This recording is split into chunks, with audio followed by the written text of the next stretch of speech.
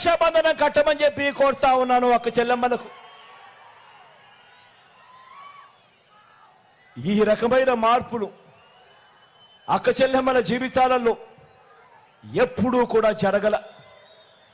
ప్రతి అక్క చెల్లెమ్మను నేను కోరుతా ఉన్నా, ఒక్కసారి మీరు మీ బ్యాంకుల దగ్గరికి వెళ్ళండి. 10 సంవత్సరాల మీ అకౌంట్ స్టేట్మెంట్ కావాలి అని అడగండి. ఆ అకౌంట్ స్టేట్మెంట్ చూసిన తర్వాత 5 సంవత్సరాలు చంద్రబాబు నాయుడు గారి పరిపాలన స్టేట్మెంటు, మరో 5 సంవత్సరాలు మన ప్రభుత్వం మీ బిడ్డ ప్రభుత్వానికి సంబంధించిన స్టేట్మెంట్ చూడండి.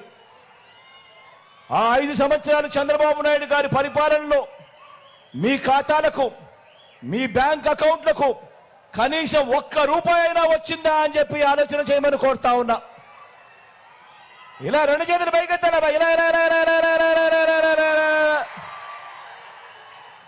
అదే మీ బిడ్డ ప్రభుత్వంలో ఏకంగా 2,70,000 కోట్ల రూపాయలు నా అక్క చెల్లెమ్మల కుటుంబాల ఖాతాల్లోకి జమ చేసిన పరిస్థితులు నేరుగా ప్రతి ఇంట్లోనూ కూడా ఆ అక్క చెల్లెమ్మల బ్యాంక్ అకౌంట్లు చూస్తే లక్షలు కనిపిస్తా ఉన్న పరిస్థితి కేవలం ఈ 58 నెలల కాలంలోనే జరుగుతా ఉన్నది అన్నది గుర్తుపెట్టుకోమని కోరుతా ఉన్నా.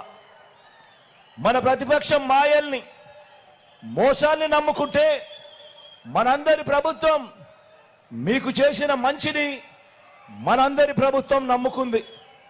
కాబట్టే చెప్తా ఉన్నా, ఇప్పుడు ఎన్నికలు కేవలం ఎమ్మెల్యేలను కేవలం ఎంపీలను మాత్రమే ఎన్నుకునే ఎన్నికలు ఇవి కానే కావు అని ప్రతి ఒక్కరూ గుర్తుపెట్టుకోమని కోరుతా ఉన్నా.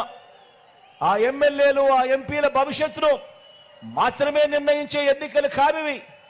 ఈ రాష్ట్రంలో దాదాపుగా 2.5 కోట్ల అక్క చెల్లెమ్మలు, ఈ రాష్ట్రంలో దాదాపుగా 2.5 కోట్ల అక్క చెల్లెమ్మలు వారి భవిష్యత్తు, వారి పిల్లల భవిష్యత్తు కూడా నిర్ణయించే ఎన్నికలు ఇవి అని ప్రతి అక్క చెల్లెమ్మ గుర్తుపెట్టుకోమని కోరుతా ఉన్నా.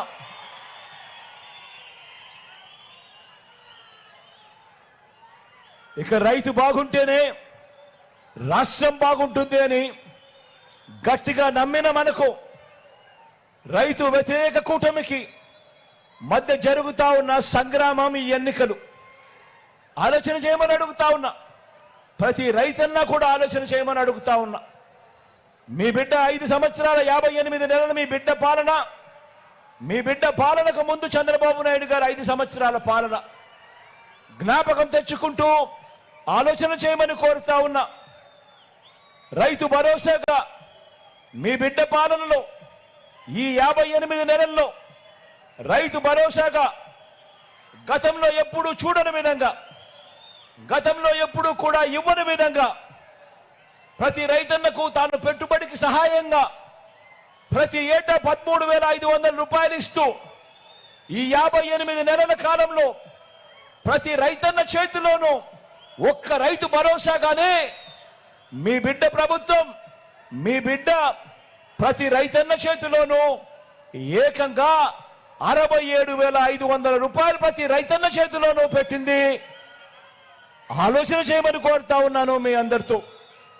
అదే చంద్రబాబు నాయుడు గారి హయాంలో, అదే చంద్రబాబు నాయుడు గారు 5 ఏళ్ల పాటు ఆయన హయాంలో 87,612 కోట్ల రూపాయలు రుణమాఫీ పేరిట మోసం చేసిన చంద్రబాబు, ఆయన మనస్తత్వం ఎలా ఉంది? ఈ 58 నెలల కాలంలో ప్రతి రైతన్నకు కూడా తోడుగా ఉంటూ రైతు భరోసాగా ప్రతి రైతన్న చేతిలోనూ ఈ 58 నెలల్లో 67,500 పెట్టిన మీ బిడ్డ మనస్తత్వం ఎలా ఉంది అని ఆలోచన చేయమని కోరుతా ఉన్నాను. ఈరోజు పగటిపూటే రైతన్నలకు 9 గంటల పాటు క్వాలిటీ ఉచిత విద్యుత్ ఈరోజు అందుబాటులోకి వస్తూ ఉంది. పగటిపూటే ఇంతకుముందు చంద్రబాబు నాయుడు గారి హయాంలో ఎప్పుడో రాత్రిపూట 12 గంటకో 1 గంటకో ఎప్పుడో కరెంట్ వచ్చేది. ఆ టైంలో ఎప్పుడో కరెంట్ వచ్చేటప్పుడు పోయేది, ఆ స్విచ్లు ఆన్ చేసుకోవాల్సిన పరిస్థితి నుంచి ఈరోజు పగటిపూటే 9 గంటల పాటు క్వాలిటీ ఉచిత విద్యుత్ గ్రామాన కూడా విత్తనం నుంచి పంట కొనుగోలు వరకు ప్రతి రైతన్నను కూడా చెయ్యి పట్టుకొని నడిపిస్తా ఉన్న ఆర్బీకే వ్యవస్థలు.